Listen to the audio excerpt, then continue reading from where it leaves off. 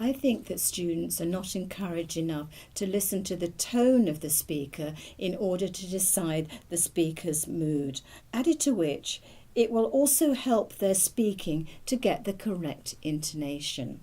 Fanta, I want you to listen to the tone of my voice, not only the words, so that you can decide what is the mood of the speaker. I've called you 3 times and you've never called me back. Am I informing you, persuading you, or complaining? You were very angry, so I guess you were complaining. You're right. Now I'd like you to listen to another speaker, and this time I'd like you to listen to a woman, and I want you to decide whether she's complaining, persuading, or informing. We're going to use a CD for this. Okay. I'm going to be really strict with myself. No more takeaways, no more fast food for lunch, no more snacking on crisps and biscuits between meals. I've got to get a grip on my diet. Do you really think you can manage that? I know you, and I know how much you like your food.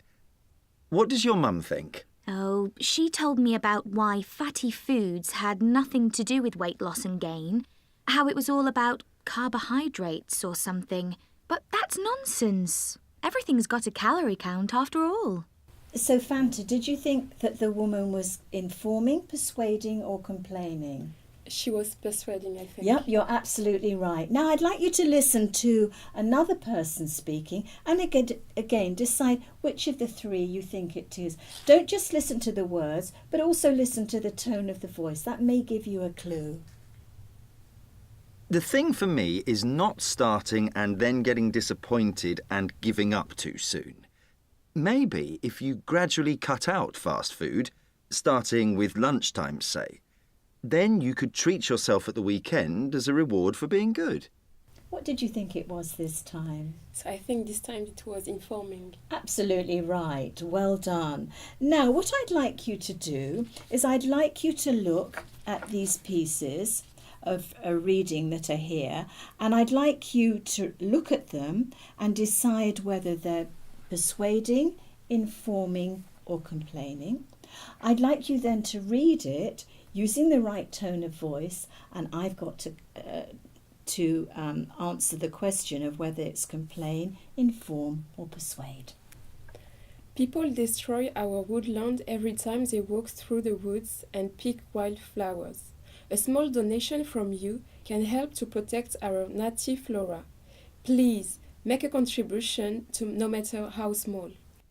That was nice intonation that you used with that please. So it was really persuading me, wasn't it? Yes, it's correct. Great, good. Now look at the next one, and again, think about what tone you need to read this, and then decide whether it's persuade, inform, or complain. And then I'm going to have to decide. I paid a lot of money for the bundle of football cards, only to find that about a third of them were fakes. If I do not receive a full refund within 7 days, I intend to take this matter further. Gosh, you sounded really angry. Well done. So you were actually really giving me a big complaint, weren't Yes. you? Excellent. So now read the last one. All local trains on the Thousand Line have been cancelled due to a signal failure. For passengers trying to get to Brighton, buses are being arranged. Further details will be announced shortly. I think that you were in a station and you were probably speaking over the tannoy, informing us what's going to happen. Yes, it's correct. Excellent, well done. So adding a fun dimension, perhaps for an end of class activity, you could give the a student a listening passage, get them to think about whether it's persuading, informing or complaining, and then they can read it to the class and the class has to decide which of the three.